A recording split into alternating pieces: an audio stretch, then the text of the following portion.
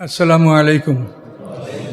সম্মানিত সুধীমণ্ডলী, আজকে আমাদের তাফসীর শুরু হবে সূরা জারিয়াত থেকে। জারিয়াত হলো ঝঞ্ঝাবায়ু, ঝোড়ো হাওয়া। তো আল্লাহ রাব্বুল আলামিন এই ঝোড়ো হাওয়ার শপথ করেছেন। আমরা শুরু করছি, আমরা সব পাবো ইনশাল্লাহ। আউযু বিল্লাহি মিনাশ শাইতানির রাজিম। আমি অভিশপ্ত শয়তান হতে আল্লাহর আশ্রয় কামনা করছি। বিসমিল্লাহির রহমানির রহিম। রহমান রহিম আল্লাহর নামে শুরু করছি। ওয়াযারিয়াতে যারওয়া, শপথ ওই ঝঞ্ঝা বায়ুর যে ধুলাবালি উড়ায়। ফাল হামেলাতে বেকরা, কসম ওই সমস্ত মেঘের যে মেঘ পানি বহন করে। ফাল জারিয়াতে ইউসরা, শপথ ওই সমস্ত নৌযানগুলির যেগুলি সহজে চলাচল করে। ফাল মুকাসসিমাতে আমরা, শপথ ওই সকল ফেরেশতার যারা কর্মবন্টন করে। এই শপথ করে আল্লাহ সামনে বলছেন কি, ইন্নামা তুয়াদুনা লাসাদিক, নিশ্চয়ই তোমাদেরকে যে প্রতিশ্রুতি দেওয়া হয়েছে যে পরকালে তোমাদের মাঠে তোলা হবে, বিচার করা হবে, এই প্রতিশ্রুতিটা সত্য। এই শপথগুলি করে আল্লাহ কথা বললেন যে তোমাদেরকে যে প্রতিশ্রুতি দেওয়া হয়েছে যে তোমরা বিচারের দিনে, ডে অফ জাজমেন্ট, বিচারের দিনে তোমরা উঠবে সবাই এবং সবাই বিচার করব, এই প্রতিশ্রুতিটা সত্য। তো এই কথাগুলির মধ্যে কোনো ব্যাপক কিছু নাই, কিন্তু মুকাসসিমাতে আমরা এটা একটু তাফসীর প্রয়োজন। যে ফেরেশতারা কর্ম বন্টন করে, আদেশ বন্টন করে, এই সেই ফেরেশতাদের শপথ করেছেন আল্লাহ। তো মানুষের কর্মবন্টনটা কিভাবে হয় এটা কিন্তু আমরা সম্পূর্ণরূপে আমরা বুঝতে পারছি না। সূরা দোকানের মধ্যে আল্লাহ বলছেন ফিহা ইউফরাকু কুল্লু আমরিন হাকিম, যে হাকিম হচ্ছে আল্লাহ তাআলা, তার সমস্ত আদেশ এটা সম্মানিত একটা রাতে, এই সম্মানিত রাতটা হচ্ছে কদরের রাত। এই রাত্রে কর্মবন্টন করা হয়। কর্মবন্টন অর্থ হচ্ছে যে 1 বছরের আমল এইটা আল্লাহ তাআলা এই রাতে ফেরেশতাদের কাছে হস্তান্তর করেন। তাকদীরের মূল কপিটা আল্লাহর কাছে, এটা কারোর কাছে আল্লাহ দেন না। এটা কোরআনেই বলা আছে, ইয়ামহুল্লাহু মা ইয়াশা ওয়া ইসবিত ওয়া ইনদাহু উম্মুল কিতাব। আল্লাহ যা ইচ্ছা মুছে ফেলেন, যা ইচ্ছা ঠিক রাখেন। মূল কপি, অরিজিনাল কপি এটা আল্লাহর হাতে। তাকদীরের মূল কপিটা আল্লাহর হাতে। তিনি যা ইচ্ছা মুছে ফেলেন, যা ইচ্ছা ঠিক রাখেন। এটার ডুপ্লিকেট কপি আল্লাহ তাআলা কাউকে দেন না, নিজ হাতে রাখেন। তার কারণ এটা তিনি প্রয়োজন বোধে পরিবর্তন করবেন, এবং পরিবর্তনটা কিভাবে হবে এটা আমাদের শ্রম। আল্লাহ বলছেন লাইসা লিল ইনসানি মা সাআ, মানুষ উহাই লাভ করবে যার জন্য সে পরিশ্রম করে। পরিশ্রমের ফলেই মানুষ পাবে। তাহলে এই জন্য আমাদের পরিশ্রমের ফলে আমাদের তকদিরের পরিবর্তন ঘটতে পারে। আর এই পরিবর্তন ঘটলে তখন এই পরিবর্তনটা করার একমাত্র ক্ষমতা আল্লাহ তাআলার। এই জন্য তকদিরের যে মূল কপিটা, যেটা আমরা হাদিসে পাই যে একটা মানুষ জন্মের 50,000 বছর আগে এটা আল্লাহ লেখেন, সে আল্লাহ লিখতে পারেন, কিন্তু এটা সম্বন্ধে আমাদের জ্ঞান নাই। আমাদের ভবিষ্যৎ কীভাবে আল্লাহ জানেন সে লিখতে পারেন, কিন্তু আমরা জানি না এবং আমরা চিন্তাও করব না। আমরা চিন্তা করব আমাদেরকে যে পরিশ্রম করতে বলা হয়েছে সেই পথে আমরা পরিশ্রম করব। আমাদেরকে আলোর পথ দেখানো হয়েছে, আলোর পথে আমরা চলব, আমরা অন্ধকারে ঢুকবো না। এটা হলো আমাদের কাজ। এরপরে আমাদের তকদিরে কী আছে আল্লাহ জানে, সেটা তারই ব্যাপার, সেটা আমাদের কোনো ব্যাপার না। তিনি মিথ্যা বলেন না, তার প্রতিশ্রুতি সত্য। তিনি বলছেন যে তোমরা ভালো করলে তার ফল তোমরা পাবেই, আর মন্দ করলেও তোমরা তার বিচার পাবেই। কাজে আমাদের কাজ হচ্ছে পথ দেখে পরিশ্রম করা। তাকদিরে কী আছে এটা অনুসন্ধান করা আমাদের এটা ঠিক না, এবং অনুসন্ধান করলে আমরা হারিয়ে যাব সমুদ্রের মধ্যে, আমরা বের হয়ে আসতে পারবো না। এই জন্য এটা আল্লাহ যা বলছে ওটাই যথেষ্ট, যে তাকদিরের মূল কপিটা আল্লাহর হাতে। তিনি যা ইচ্ছা ঠিক রাখেন, যা ইচ্ছা মুছে ফেলেন, এটা তার ব্যাপার। তো এখানে কর্মবন্টন বলা হয়েছে যে 1 বছরের আমল আল্লাহ তাআলা রমজান মাসের কদরের রাতে ফেরেশতাদের হস্তান্তর করেন, এবং ওগুলি আবার প্রতিদিন যে আমরা যেটা করি, আমরা আমাদের জীবনে যা কিছু আমরা করি, আমরা ঘটাই বা ঘটে, এগুলো কিন্তু এর সাথে ফেরেশতাদের একটা সম্পর্ক আছে। আমরাই আমাদের ফলে আমাদের চেষ্টার মাধ্যমে আমরা করছি, কিন্তু এখানেও ওই ফেরেশতাদের ডিউটি এটার সাথেও আছে। এগুলি অতি কঠিন বিষয়গুলো আমরা আসলে পুরোপুরি বুঝতে পারছি না। একটা পেয়ালায় আমরা সবাই সামনে খাবার আমরা খাবো, কিন্তু ওই পেয়ালার কোন টুকরোটা আমার এটা কিন্তু আল্লাহ জানেন, এবং ওই টুকরোটা আমার জন্যই উঠবে ঘুরা। যে সেবা করবে, যে মানে যে সরবরাহ করে সার্ভ করবে, সে ওই আমার জন্য ওইটাই তুলবে যেটা আমার ভাগ্যে আছে। কাজে এখানে এই মানে দৈনন্দিন জীবনেও আমরা যা করছি এটার পিছনেও আল্লাহর ফেরেশতাদের মানে কর্মকাণ্ড এটার সাথে জড়িত। যেমন ওখানে লেখা আছে, এবং দৈনন্দিন কর্মকাণ্ডের সাথেও ফেরেশতাদের একটা সম্পর্ক আছে। এটা হচ্ছে মুকাসসিমাতে আমরা, অর্থাৎ তারা সমস্ত কর্মগুলি বন্টন করেন। তাহলে আপনার পেয়ালার তরকারিও বন্টন করার সময় ফেরেশতাদের হাত আছে। কথা বলতে পারছেন? আপনি ফল খাবেন, একই পাত্রে খাচ্ছেন, কে কোনটা খাবে এটা এখানেও ফেরেশতাদের একটা বন্টনের তার একটা সম্পর্ক আছে আল্লাহর পক্ষ থেকে। মানে আমরা যত কঠিন পাহারা এবং যত রকমের কড়াকড়ির মধ্যে আমরা আসি, এটা চিন্তা করলে অবাক। এটা মানে আল্লাহর কোনো সৃষ্টি এরকম জটিলতার মধ্যে নাই, এরকম জটিলতার মধ্যে আমরা, এবং আমরা এই সময়টা পার করতে পারলে আমাদের জন্য মহাসুখ শান্তির একটা সুসংবাদ আছে। কিন্তু এইখানে যদি আমরা গাফেল হই, এই বিষয়গুলি আমরা চিন্তা না করে যদি আমরা মানে সময় কাটানোর জন্য আমরা রিক্রিয়েশনাল ফাংশন আমাদের যে পৃথিবীতে যা আছে না এগুলির মধ্যে আমরা ঢুকি, তাহলে কিন্তু আমরা মূল বস্তুটাকে আমরা হারিয়ে ফেলব। আর বর্তমান পৃথিবীর যে মিডিয়া, এগুলির কিন্তু মূল লক্ষ্যই এটা, যে মুসলমানরা তাদের সময়টা আসল কাজে ব্যয় না করে অন্য কাজে তাদের সময়টা ব্যয় হয়ে যাক। আলেমদের মাসলাও ঠিক ওই লাইনে, এমন কথা নিয়ে তর্কবিতর্ক শুরু হয় যাতে আমাদের সময়টা মানে বাজে আলাপের মধ্যেই নষ্ট হয়ে যাক, ভালো কাজে আমরা ব্যয় না করতে পারি। এই মোনাজাতের দোয়াতে আমি নাচতে না জড়িতে দলে এইটা হয়েছে এইটা হয়নি, এই যে খুঁটিনাটি বিষয় নিয়ে আমরা আমাদের সময় নষ্ট করছি। অথচ সমাজের বিষয়গুলো আপনাকে জিজ্ঞাসা করা হবে, সেটা হলো যে আপনি নিজে কি অবস্থায় ছিলেন, আপনার প্রতিবেশী কীরকম ছিল, আপনার প্রতিবেশীকে আপনি খাওয়াইছেন কিনা, এতিম মিসকিনের সেবা করেছেন কিনা, এটা তো আপনাকে সরাসরি জিজ্ঞাসা করা হবে। তো এই সমস্ত বিষয় যেগুলি ফরজ পর্যায়ের, সে বিষয়ে কিন্তু আমাদের আলোচনা সেগুলো আসে না। আমরা অন্য এই সুন্নাত মুস্তাহাব নফল এইগুলি নিয়ে আমরা সময়টা ব্যয় করে দিচ্ছি। কাজে এটা কিন্তু একটা মানে ষড়যন্ত্র, যে আমাদের সময়টা আমরা ভালো কাজে আমরা ব্যয় করতে পারছি না।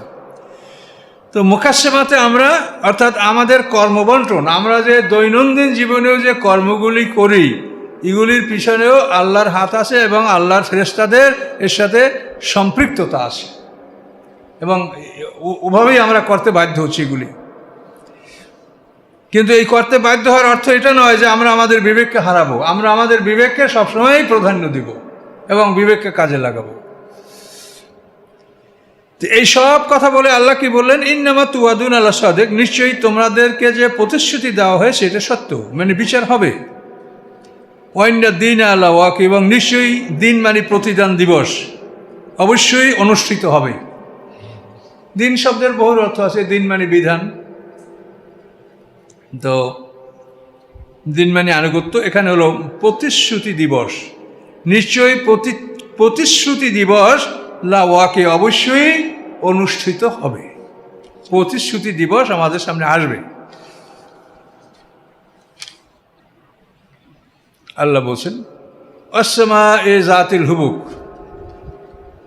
আকাশের শপথ, যে আকাশ রাস্তা বিশিষ্ট আকাশ, মানে আকাশে বিমান চলে এর জন্য রাস্তা থাকে, যে কোন লাইনে বিমান চললে কোনখানে বায়ুমণ্ডলের চাপ কতখানি আছে কম বেশি।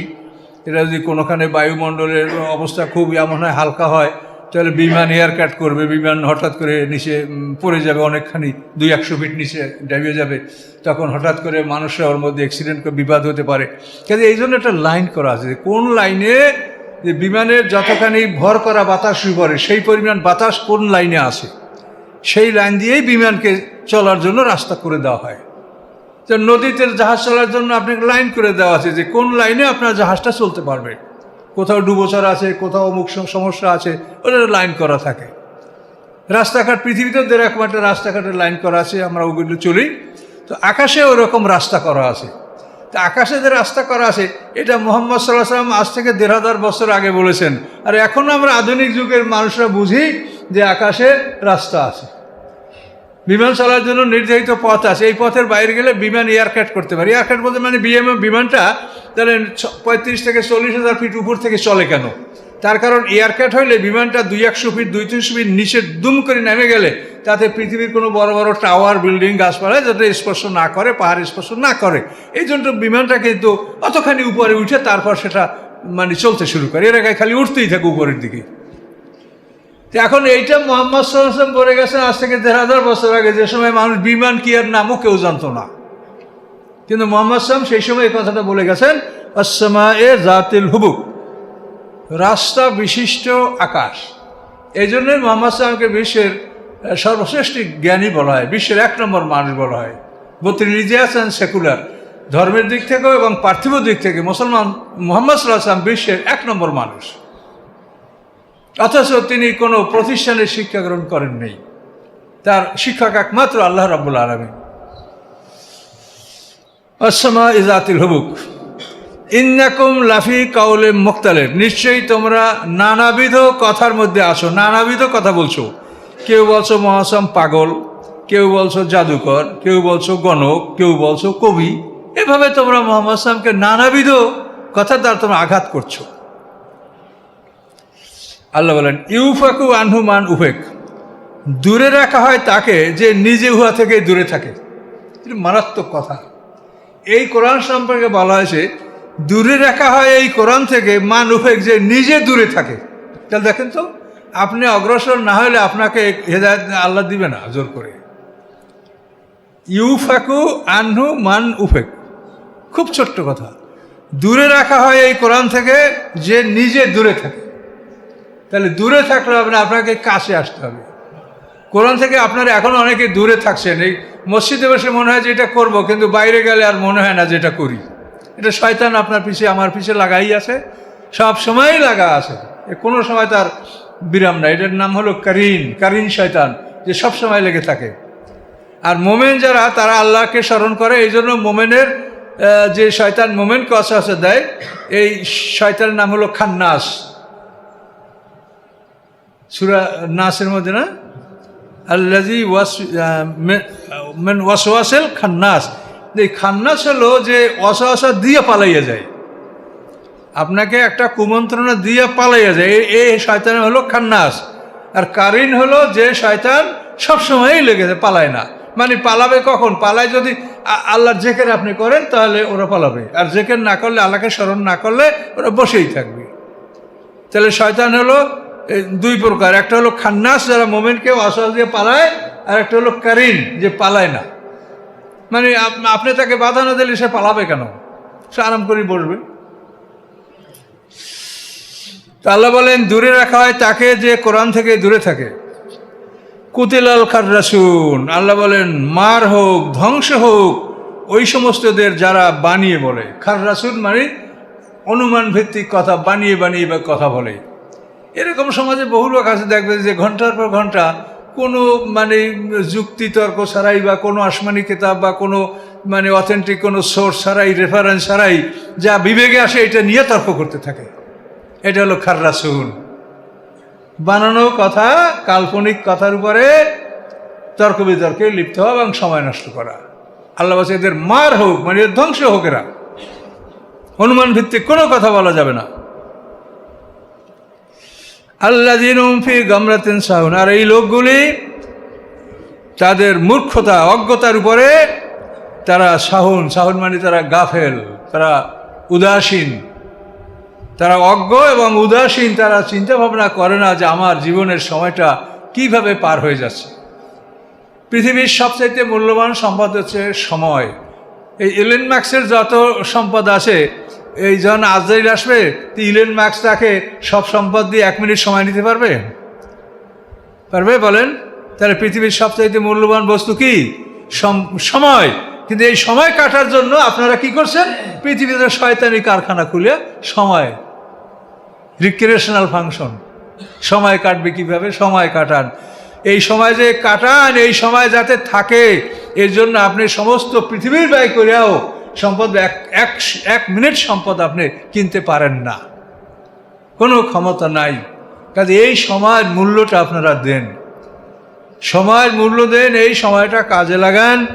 যখনই আপনি নীরবে থাকেন, আপনি সূরা ফাতিহা পড়েন, ইখলাস পড়েন, ফালাকনাথ সূরা, ছোট ছোট সূরাগুলি পড়েন, সুবহানাল্লাহ বলেন, আলহামদুলিল্লাহ বলেন, লা ইলাহা ইল্লাল্লাহ বলেন, আল্লাহু আকবার বলেন, এগুলির মধ্যে আপনার সময়টা পার হোক, তাহলে আপনার এই সময়টা কাজে আসবে। পক্ষান্তরে এই যে বাজে খাররাসুন যেটা বললো, অনুমান ভিত্তিক কথার উপরে ঘন্টা বানানো তর্ক করে যাচ্ছে নিজের যুক্তির উপরে, এগুলো ঠিক না।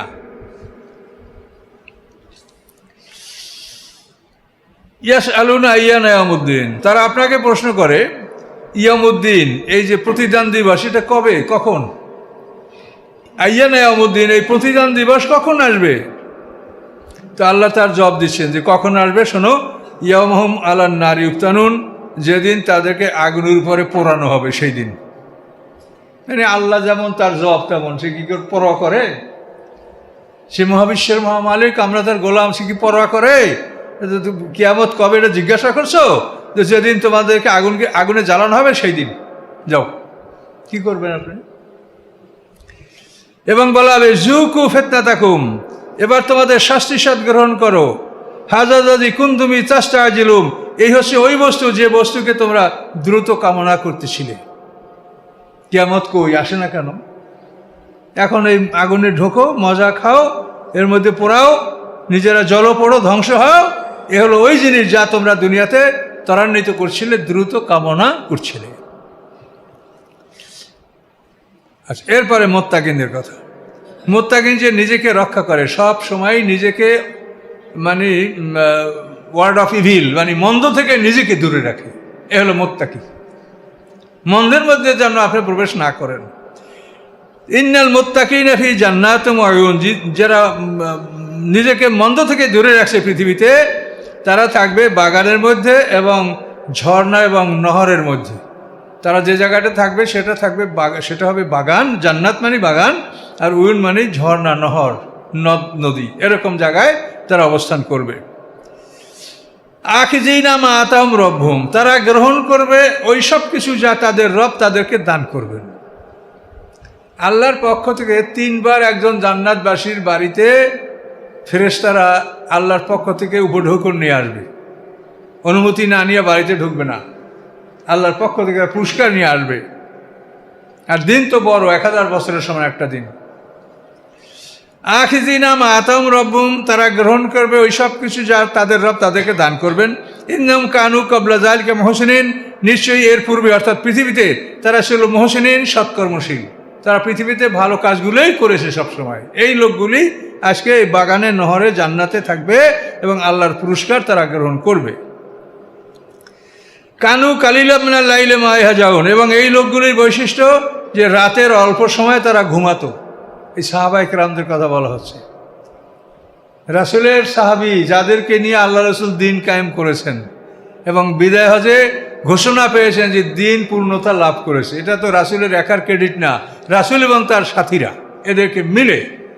আল ইয়াউমা আকমালতু লাকুম, লাকুম মানে কি তোমাদের জন্য, দীনাকুম মানে তোমাদের বিধান। এটা তো রাসূলকে একাকে বলা হয় নাই। তো ওই লোকগুলি হলো রাসূলের সাহাবী, 1 নম্বর সাহাবী। এদেরকে অনুকরণ করতে আল্লাহ কোরআনে নির্দেশ দিয়েছেন যে রাসূলকে অনুকরণ করবে এবং সাহাবীদের মধ্যে যারা সিনিয়র সাহাবীরা তো 3 শ্রেণীর, আপনাদেরকে আমি বারবার বলছি। আল্লাহ রসুলের নবুয়ত থেকে হুদায়বিয়ার পূর্বক্ষণ পর্যন্ত যারা ইসলাম গ্রহণ করছে তারা হলো 1 নম্বর। হুদায়বিয়া থেকে মক্কা বিজয় পর্যন্ত যারা ইসলাম গ্রহণ করেছে তারা হলো 2 নম্বর। আর মক্কা বিজয়ের পরে যারা ইসলাম করেছে তারা হচ্ছে 3 নম্বর। আর এই যত গণ্ডগোল দেখেন ইসলামের ইতিহাসে, এই 3 নম্বররা হলো এর গণ্ডগোলের প্রধান।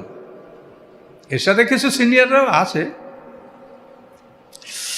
তো আল্লাহ বলেন এই সাহাবীদের বৈশিষ্ট্য, কানু কালিলাম মিনাল লাইলি মা ইয়াহজাউন, তারা রাতে অল্প সময় ঘুমাতো, অধিকাংশ সময় রাত জেগে তারা আল্লাহর ইবাদত করতো, তাহাজ্জুদ নামাজ, কোরআন তেলাওয়াত এগুলো তারা করতো।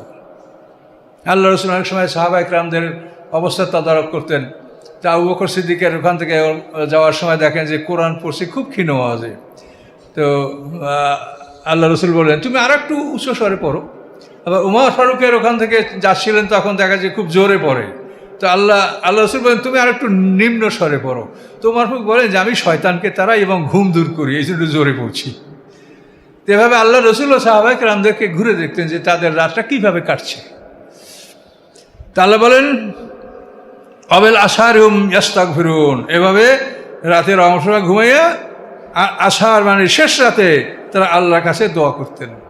মানে তাহাজ্জুদ নামাজ শেষ করে তারপরে আল্লাহর কাছে তারা দোয়া প্রার্থনা করতেন। এইটা হলো সাহাবা ইকরামদের বৈশিষ্ট্য। যদি আপনারা অর্জন করতে পারেন তো আল্লাহর দরজা খোলা আছে, সবাইকে আল্লাহ দিবেন। আচ্ছা, এই লোকগুলি আর কি বৈশিষ্ট্য? অফি আমওয়ালিহিম হাক্কুন লিস-সাইলি ওয়াল মাহরুম, তাদের সম্পদের মধ্যে রয়েছে অধিকার। কাদের অধিকার? সায়েলের অধিকার। সায়েল মানে মানে বেগার, ভিক্ষুক যে চেয়ে বেড়ায়, আর মাহরুম হলো যে সে চাইতে পারে না। তো আল্লাহ বলেন তাদের মালের মধ্যে আছে হক, মানে কি? অধিকার। তাহলে ভিক্ষুকের যে সম্পদ আপনি দিচ্ছেন এটা তার অধিকার, তা আপনি তো এহসান করছেন না। আল্লাহ বলছে এটা তার অধিকার। তাহলে অধিকার যখন, তখন আপনি সম্মানসূচকভাবে তাকে দিবেন। কি হকুন মানে কি? হক, অধিকার। তা আল্লাহ বলেন তার সম্পদে আছে অধিকার। সায়েল মানে চেয়ে বেড়ায়, সায়েলের জন্য এবং মাহরুমদের জন্য। মাহরুম মানে যারা মানে বঞ্চিত, মানে ও লোকটা অসুস্থতার কারণে যুদ্ধে যেতে পারে না, যুদ্ধে গেলে তো যুদ্ধ করে যুদ্ধলব্ধ সম্পদ গনিমতের মাল পাইতো, স্পয়েল অপরের থেকে এসে ভাগ পাইতো, সেটা পাচ্ছে না।